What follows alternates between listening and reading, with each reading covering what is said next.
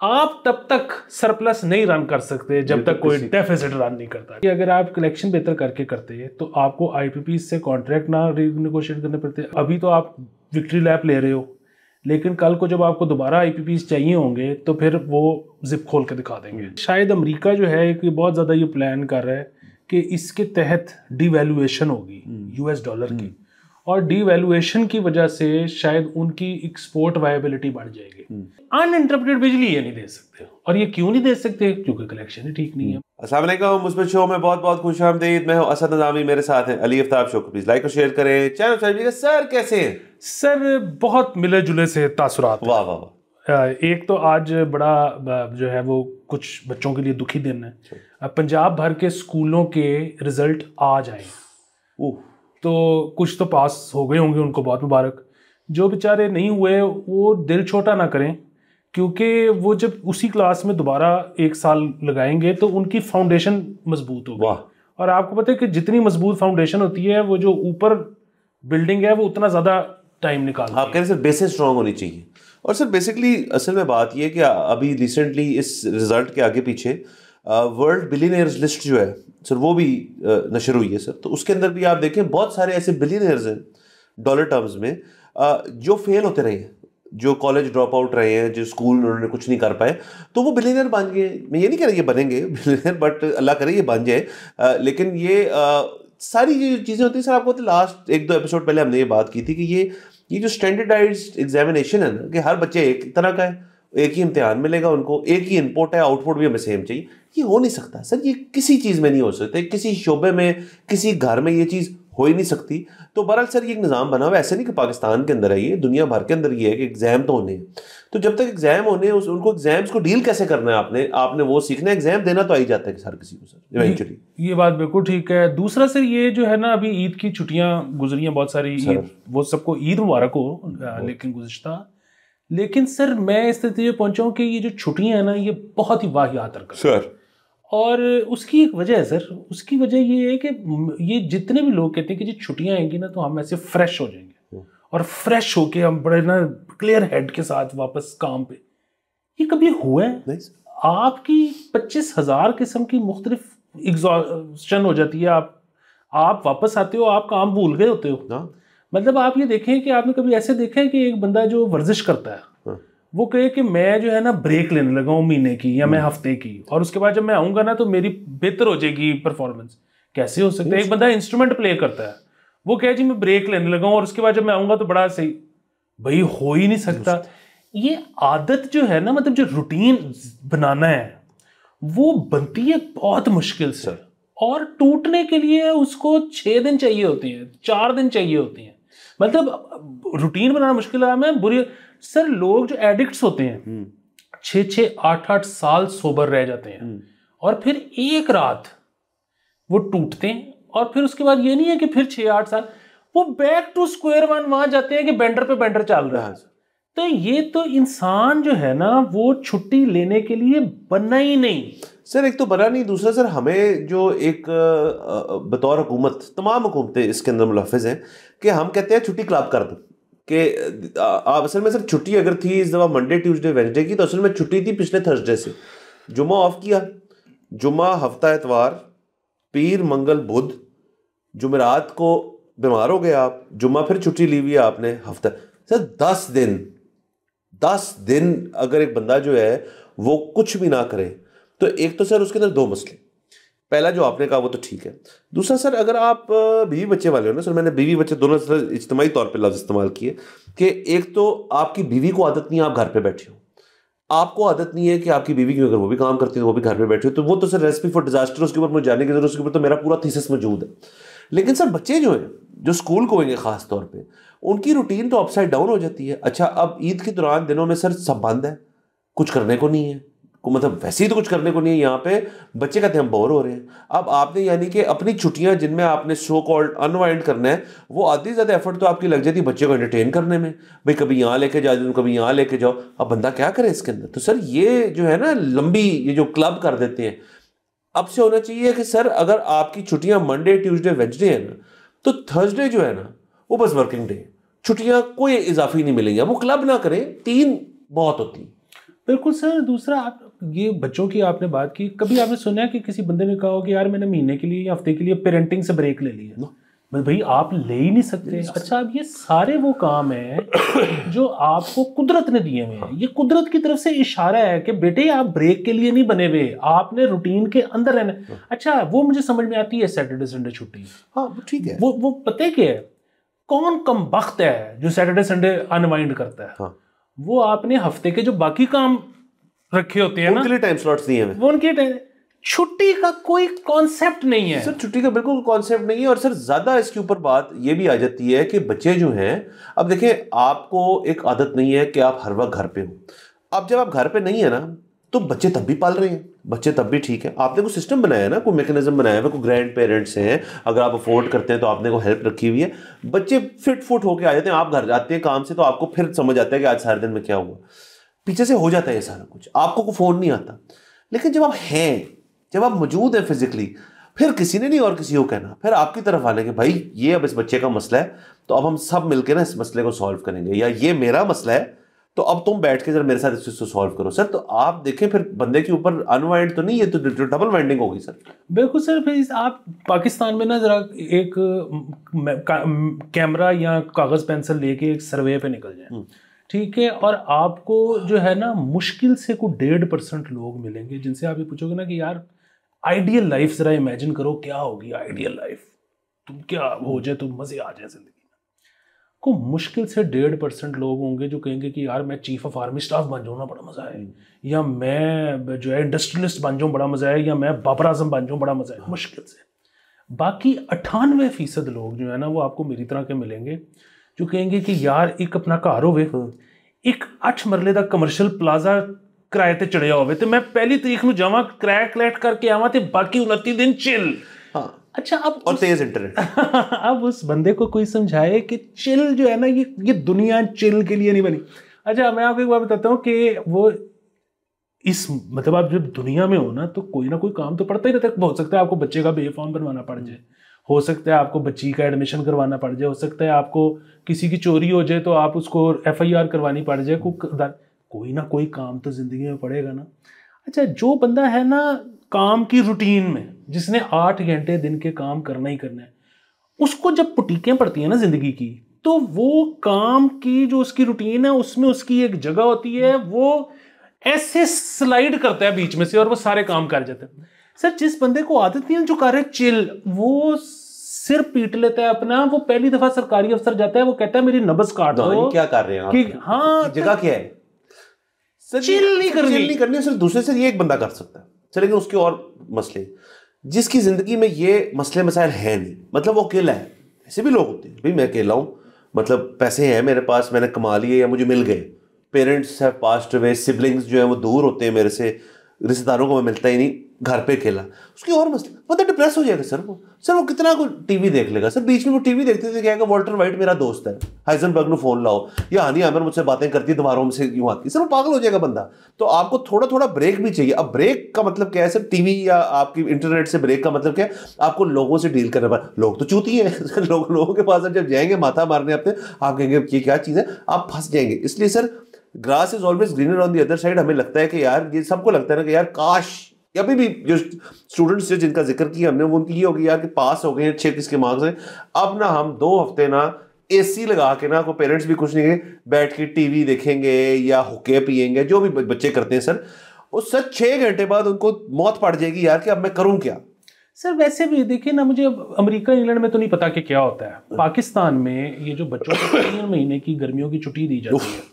अच्छा, ये जो 3 महीने की छुट्टी है, ये बेसिकली टीचर तो अपनी तरफ से होमवर्क देते हैं। अब वो होमवर्क बच्चा करे ना करे, बड़े भाई से कराया, उर्दू बाजार से जाके कॉपी खरीदे, ये एक अलग इशू है, इसको साइड पे कर दें।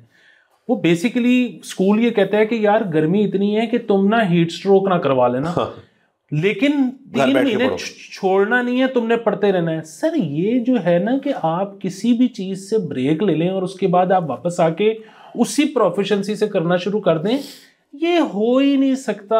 आप ये ब्रेकों श्रेकों के चक्कर में जो है आपने पढ़ना ही नहीं है जिंदगी को। ऐसे बस जो है ना, एक जो कामयाबी का फार्मूला जो है वो चाहे फॉलो अभी तक हम भी नहीं करते लेकिन हमने पकड़ लिया है, वो ये है कि आपने ना ब्रेक नहीं आने देना, परसर्वियर करते हैं, परसेवरेंस करें सर। और सर लास्टली सर इसके अंदर जो छोटी ईट होती है ना सर, वो वैसी बड़ी टायरिंग हो जाती है क्योंकि आपका पिछला पूरा महीना जो है ना उसके अंदर आपकी बॉडी जो है वो एक चेंज में गई होती है, क्योंकि आपका डाइटरी प्लान ही चेंज हो जाता है। तो रमजान होता है, रोजे रखते हैं लोग, अब आप कहते हैं एकदम से बॉडी को शॉक मिलता है कि यार अच्छा मुझे इस टाइम खाना अब मिलेगा।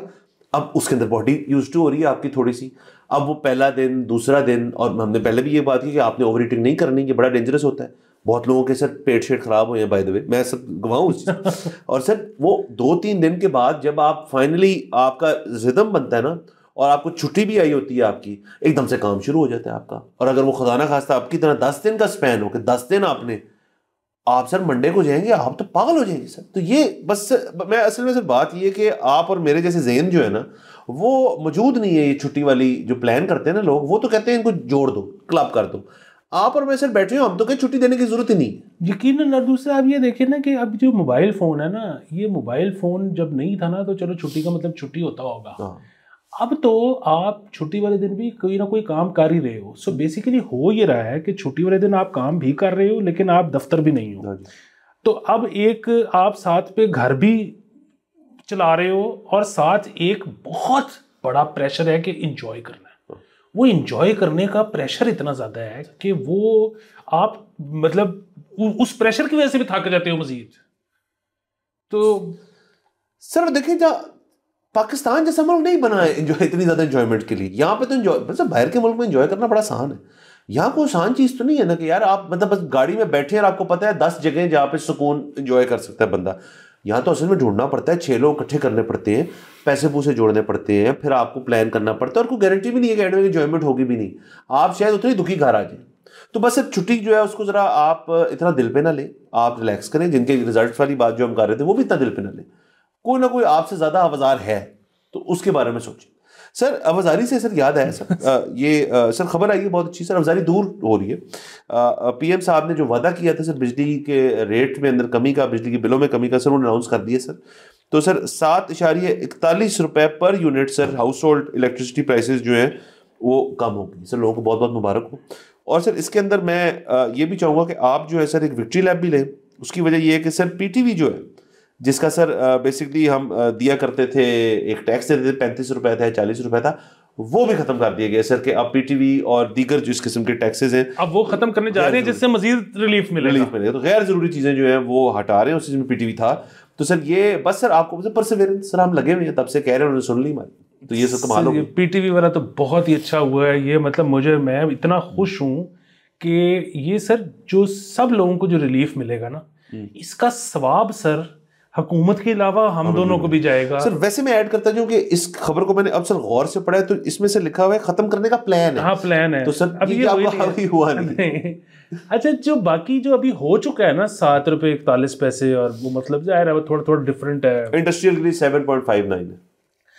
उसमें ना सर मेरी मतलब कुछ चीज़ें जो हमारे इंफॉर्मेशन है वो हम बयान कर देते हैं, कुछ चीज़ें ऐसी हैं जो देखने वालों को पता होंगी, वो आपस में क्लब करके तो नतीजे पे पहुंच लें कि ये अच्छी बात है कि नहीं है।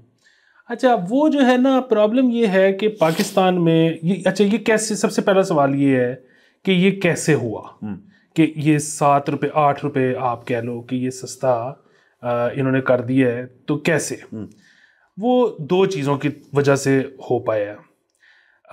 वो 2 चीज़ें ये हैं कि एक तो जो IPPs के साथ कॉन्ट्रैक्ट्स रीनिगोशिएट हुए, दूसरा जो अभी तेल की कीमतें आलमी मंडी में नीचे गई तो हमने उसको नीचे करने के बजाय उस पर लेवी लगा के उससे भी जो पैसे थे वो हमने यहाँ पे रीडायरेक्ट कर दिए हैं। सो ये बेसिकली 2 चीज़ें हैं जिसकी वजह से ये हुआ है। अच्छा अब इसमें ना 2-3 तहफ़्फ़ुज़ात थे। एक तो ये कि भाई आप ये काम डिस्कोस की कलेक्शन बेहतर करके भी कर सकते हैं। अच्छा पहली चीज़ तो ये कि अगर आप कलेक्शन बेहतर करके करते तो आपको IPP से कॉन्ट्रैक्ट ना रीनेगोशिएट करने पड़ते। अगेन वो अभी तो आप विक्ट्री लैप ले रहे हो लेकिन कल को जब आपको दोबारा IPPs चाहिए होंगे तो फिर वो जिप खोल के दिखा देंगे। तो अगर आप ये कर लेते तो वो ना करना पड़ता, नंबर 1 चीज़।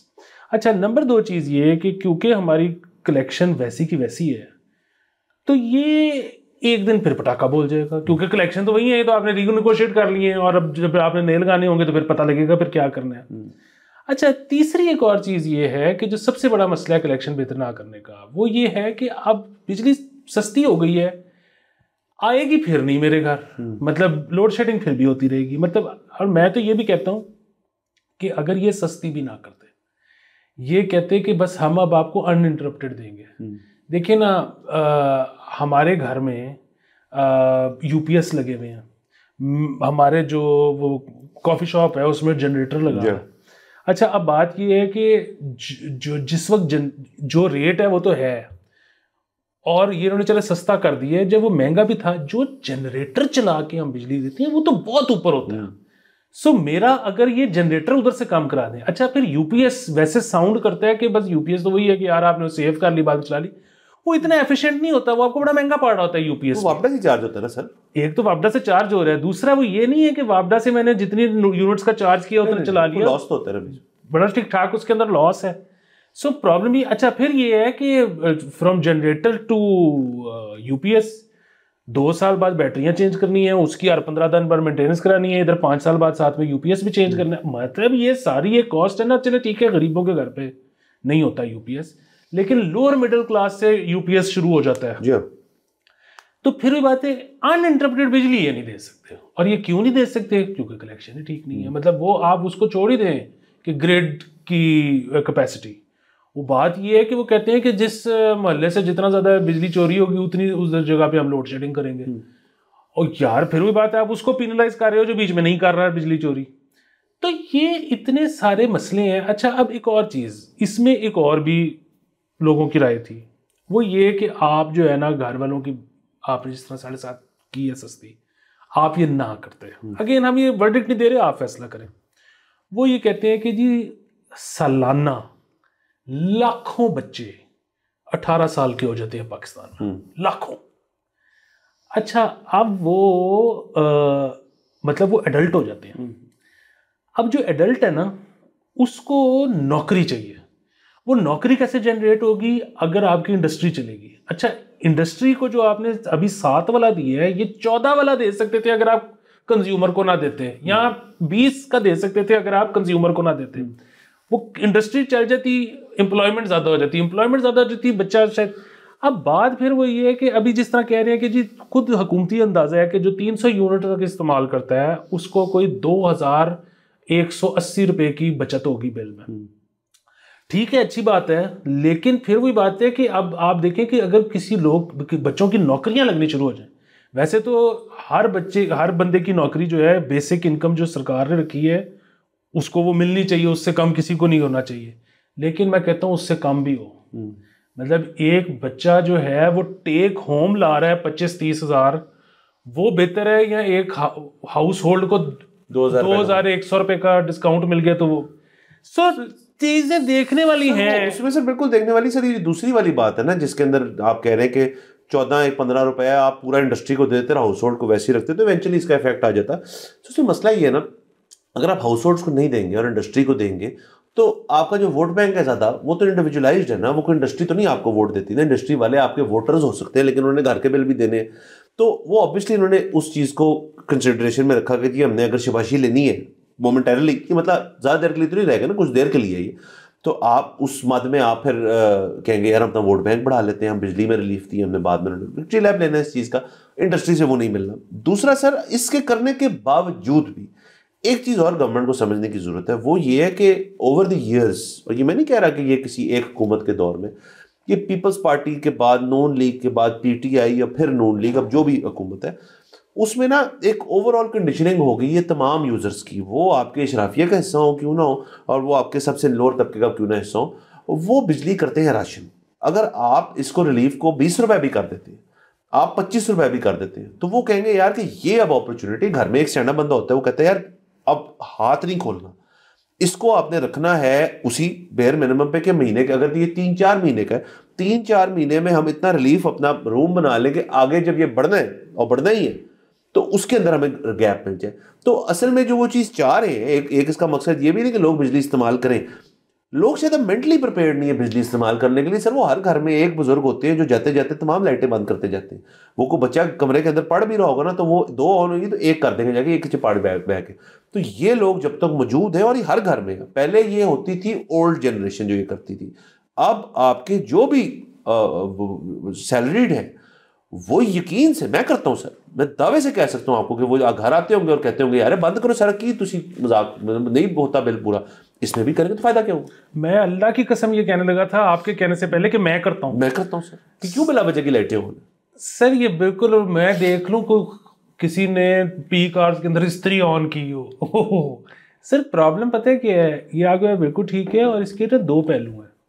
पहला पहलू तो ये है कि जिस तरह से आपने कहा कि कोई परमानेंट तो ये है नहीं है, तो बुरी आदत आपने घर पर डलने ही नहीं दी, नंबर 1 चीज़। अच्छा, नंबर 2 चीज़, सर मुझे ट्रस्ट ही नहीं है अपने उसके ऊपर, मीटर रीडर के ऊपर। बात ये है कि मैंने अपनी एवरेज नीचे रखनी है। उसकी वजह ये कि ठीक है कि मैं पहले अगर 300 यूनिट इस्तेमाल करता था तो अब मैं शायद उन पैसों में 400 कर सकता हूँ, लेकिन मेरी एक दफ़ा एवरेज 300 के बजाय 400 आ गई, तो उसके बाद जिस महीने मीटर रीडर ने नहीं आना, उसने तो घर बैठ के एवरेज 400 के हिसाब से दिन। सर इधर ट्रस्ट ही नहीं है ना। ट्रस्ट नहीं सर, बिल्कुल सर। बाकी जिन लोगों को इससे इंडस्ट्री को फायदा मिल रहा है, चले 7 रुपए का ही है, आई एम श्योर इंडस्ट्री में बहुत बड़ा एक इफेक्ट पड़ेगा इससे। होपफुली उससे वो चीज़ें हो जाए जो हम कह रहे हैं, लेकिन जाहिर अगर ज़्यादा होता तो बेहतर होता, बट चलें सर, अच्छी चीज़ है। सर एक और खबर कर लें सर, हम बात करते हैं टीटीज के बारे में सर, ट्रंप टैरिफ। सर गलत नहीं समझना किसी ने।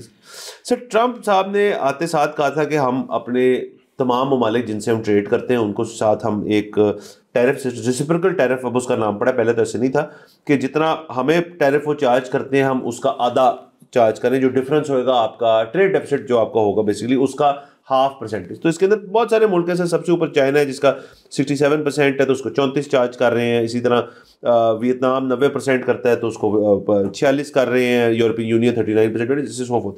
तो पाकिस्तान भी सर इसके अंदर आता है, और हम पाकिस्तान का 58% बेसिकली जो है tariff charge for the US का जो होता है टू द यूएस, और सर जो रेसिप्रोकल टैरिफ है पाकिस्तान का वो 29% है। सो इसके अंदर जाहिर है एक अपॉर्चुनिटी भी क्रिएट होती है कि अगर अब वियतनाम का फ़र्ज़ करें 46% है और दीगर और ममालिक जो हैं उनका हमसे ज़्यादा है, जैसे इंडिया का भी चले 26% है, जापान का, जो भी मुल्क जो सिमिलर चीज़ें करते हैं, तो आपकी गुड्स जो यहाँ अगर मैन्युफैक्चर होती हैं और उस पर टैरिफ आपका लो है तो वो ज़्यादा पसंदीदा है वहाँ के लिए। तो एक आपके लिए ये बेनिफिट है। दूसरा, ओवरऑल इसके अंदर जो है एक यूरोपियन यूनियन बहुत चीखें मार रहा है, कनाडा, चाइना और बाकी मुल्क जो हैं वो तो जब से प्रेसिडेंट ट्रंप आ रहे थे तब से कह रहे थे कि इसके ऊपर हम भी जवाबी कार्रवाई करेंगे। तो अभी ये तो जो उनके स्टैंडर्ड टैरिफ्स हैं इनमें तो चेंज नहीं है, तो अपने प्रपोज किए यूएस ने तो वो अपने भी अब चेंज करेंगे।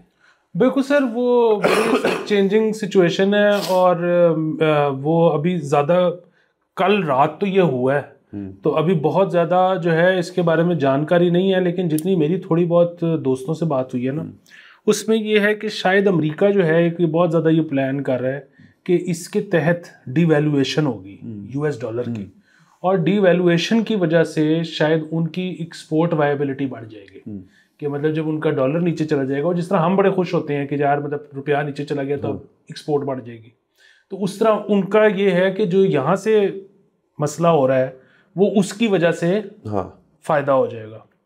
बाकी जहाँ तक बात है ये कि पाकिस्तान के ऊपर जो पड़ा है, और पाकिस्तान, मैं इधर पूछ रहा था कुछ लोगों से, एक्सपोर्टर से, ख़ास तौर पर टेक्सटाइल वालों से, वो ये कहते हैं कि जी चाइना वाले की वजह से तो हमें फ़ायदा होगा, ठीक है।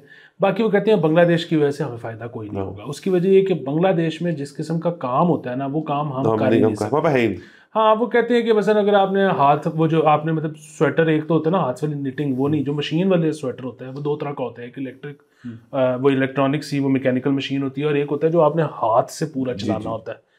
तो वो कहते हैं वो जो हाथ वाला है ना, वो पाकिस्तान में कोई कर ही नहीं सकता, क्योंकि वो बहुत मेहनत वाला काम है, वो बांग्लादेश ही कर सकता है। श्रीलंका का भी आपको फायदा हो सकता है, श्रीलंका का भी ज़्यादा है हमसे। बिल्कुल। तीसरा ये कि वो कहते हैं कि उस टैरिफ के बावजूद ना उनकी और हमारी प्राइसिंग में फ़र्क इतना है, वहाँ पे गुर्बत जो है वो एक बहुत ही ख़ास किस्म की है। वहाँ पे मतलब हर बंदा जो है ओवर टाइम पे ज़िंदा है, उसके बगैर उसका गुजारा नहीं है।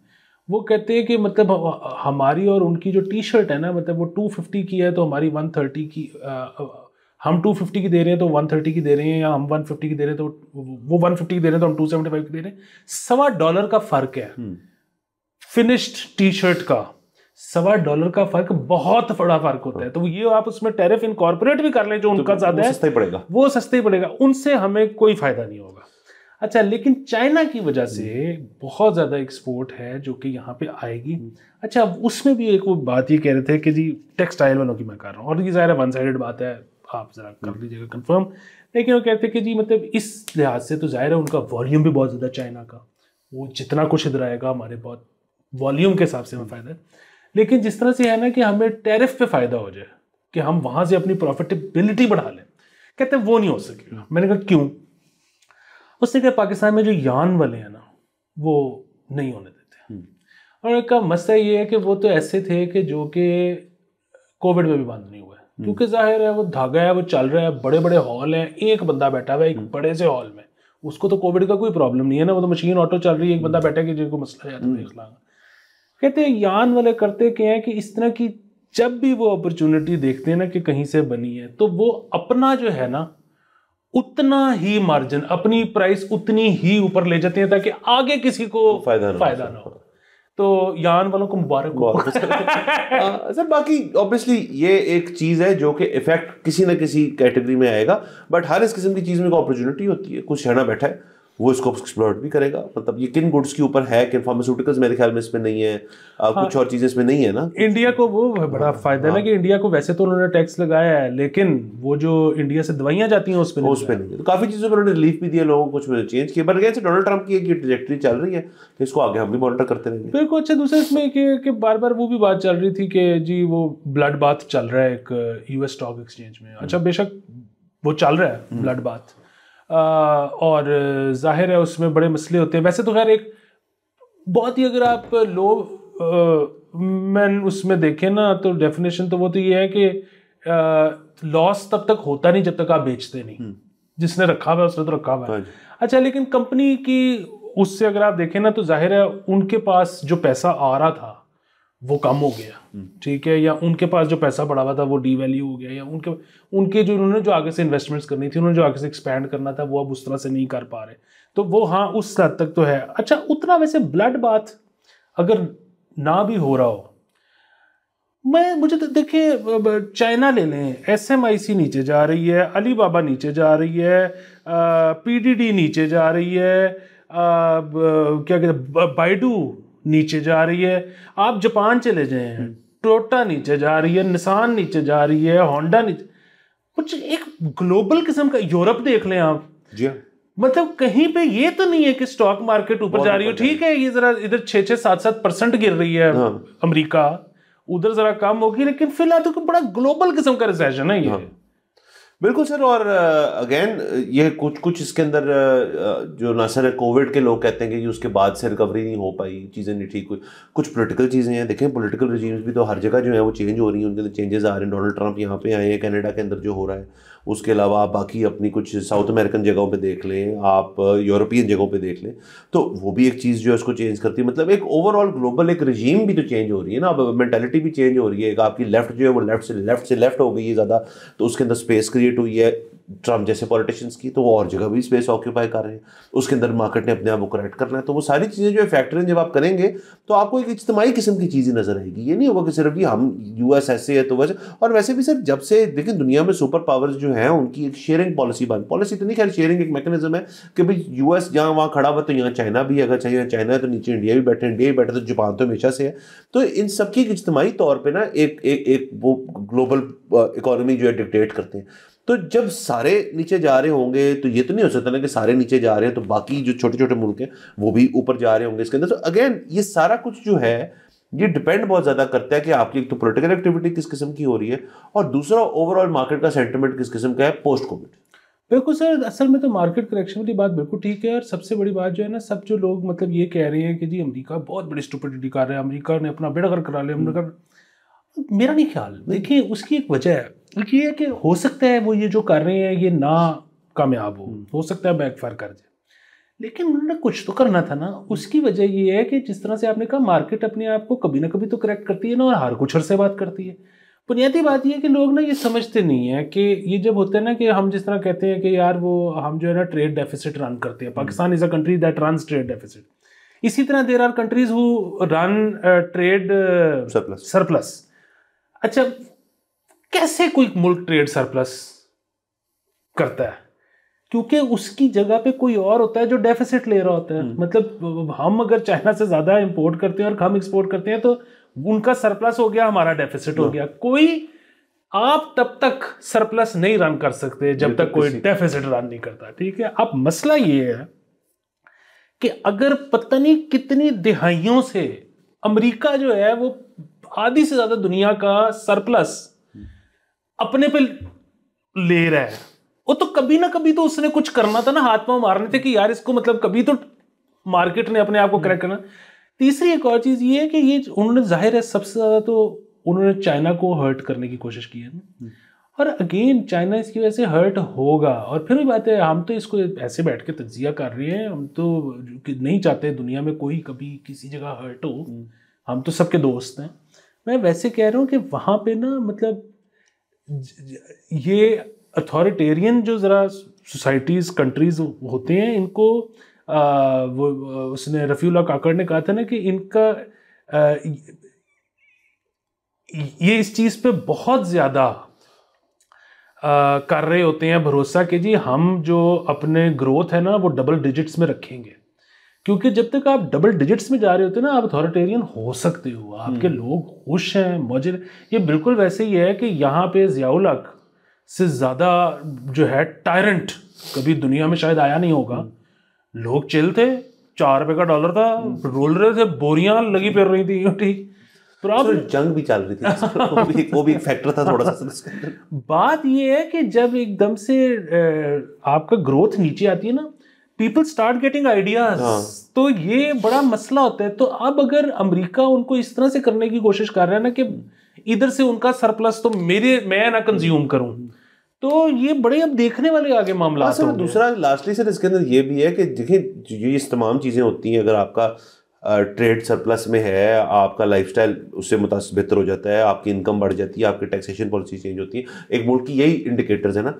तो सर अब यूके जो है, लंदन जैसे है, चाहे यूके भी छोड़ दें, यूके के अंदर लंदन जो है, अब आप किसी भी नेटिव लंडनर से बात करें, मैं ये नहीं बात कर रहा जो जोन 1-2 से बाहर नहीं जाते, पूरा इज्तिमाई तौर पे लंदन जो 5 तक जो जाता है, मतलब हीथ्रो एयरपोर्ट से भी आगे स्लाउ शो की बात हो रही है। आप उनसे जरा एक सर्वे तो कराए ना। मैं बता देता हूँ आपको कि अभी हैप्पीनेस इंडेक्स के अंदर वो नीचे को काफ़ी पॉइंट्स किए हैं। आप वहाँ जाके जैसे इंटरव्यू जाके पूछें लोगों से, तो लोग बहुत तंग हैं।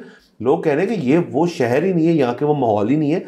पॉइंट बीइंग सर कि दुनिया के अंदर जो अब आपकी इन्वेस्टमेंट एवेन्यूज जो है ना, जहाँ जाके आपने प्रॉपर्टियाँ लेनी है, जहाँ जाके आपने इन्वेस्ट करना है, अपना पैसा कहीं लगाना है, वो यूके अमेरिका एक हद तक होगा। अमेरिका के अंदर भी ऐसे स्टेट्स जहाँ पे आज तक आपने कदम नहीं रखा होगा। लंदन तो यूके तो बिल्कुल नहीं रहा। यूके तो वैसे भी आधा रूसियों के पास है, बाकी कतरियों ने ले लिए। वो तो रहा ही नहीं एक नेटिव ब्रिटिश जगह। मतलब एक एग्जांपल दे रहा हूँ कि ये भी चेंज आया है सर दुनिया के अंदर, कि लोगों के पास जिनका बहुत ज्यादा पैसा था वो पार्क करते रहे। आपको आज से 10 साल बाद में गारंटी देता हूँ टर्की के साथ भी ये होगा, जिन्होंने पॉलिसी खोली अपनी, अमेरिका के साथ भी जो $5 मिलियन वाला कार्ड दिया उन्होंने स्लोली एंड स्टेडली, जो और रूस के लिए भी खोला हुआ उन्होंने, वो बहुत सारे ऐसे लोग जो हैं वो जाके अमेरिका के अंदर भी कहेंगे। तो ये जो है ना आपके जी, हमारा ये लंदन है, ये यूके वैल्यूज है, ये अमेरिकी वैल्यूज है, चाइनीज वैल्यूज है, ये एक ग्लोबली आपका ये स्पेक्ट्रम चेंज होगा। क्योंकि दुनिया के अंदर जब से इसके बाद से दुनिया जो है वो एक बड़ी कंजॉइंट किस्म की चीज़ है। उसके अंदर एक बंदे ने यहाँ भी काम करना है, वो वहाँ भी काम कर रहा है, वो 24 घंटे काम चलते रहना। तो जाहिर है सबने एक जैसा घुल मिल जाना। ग्लोबल विलेज की सही मिसाल तो ये है। तो आप उसके अंदर फिर ये अंदाजे भी नहीं लगा सकते। मैं तो इसलिए सर ज़्यादा को मेरे से इकोनॉमी करें ना कि 10 साल बाद ये होगा तो इसके बाद ये होगा। आपकी जो प्रेडिक्शंस थी ना 2015 में, उसको आके बम्बू दे दिया कोविड ने। अब मुझे बताएं सर, बिल गेट्स की जो एक प्रेडिक्शन है, जो कि जिसकी वजह से लोग कहते हैं कि उसने वैक्सीन के अंदर चिप डाली है, वो तो कहता है कि ये तो पहला है, ये तो अब आएगा, ये तो होगा, ये दुनिया के अंदर ये चीज़ें होंगी। अल्लाह ना करे कोई, हम अब इक्विप्ड भी बहुत ज़्यादा है, अल्लाह का शुक्र है इस चीज़ के अंदर से। लेकिन कल को अगर इसका आधे से भी कम, इसका 10% टाइप भी हो, तो आप इकोनॉमी का हाल सोच सकते हैं क्या होगा। तो ये प्रेडिक्शंस जो है ना, अब बहुत हमें शॉर्ट टर्म देखनी पड़ेगी। क्या मेरा अपना ये ख्याल है कि वो बंदा आपको 15 साल का अगर चूरन बेच रहा है ना, उस पर आप ना जाए, मेरा अपना ख्याल है। बिल्कुल सर। वो दूसरा आपने यूके की बात की, वो बात ये है कि आप जोन 4 में भी, मतलब यहाँ से अगर आप $5 मिलियन ले जाएं, वो मेरे ख्याल में जोन 4 में आपको जो है वो 3 मरले का या 2.5 मरले का कॉन्डो जो है वो 1.5 मिलियन से ऊपर का होगा। तो यहाँ पे अगर मैंने 5 मिलियन कमाए हैं तो मैं इधर बड़ा खतरे वाला काम और करता आपका था। जो हमसाया यहाँ ही है ना, वहां पे वो भूपिंदर ही होगा। कोई गारंटी नहीं है कि वहां गोरा मिलेगा। सर बार देखते हैं सर क्या होता है, जान लेते हैं अगले एपिसोड में मुलाकात होगी। खुदा हाफिज।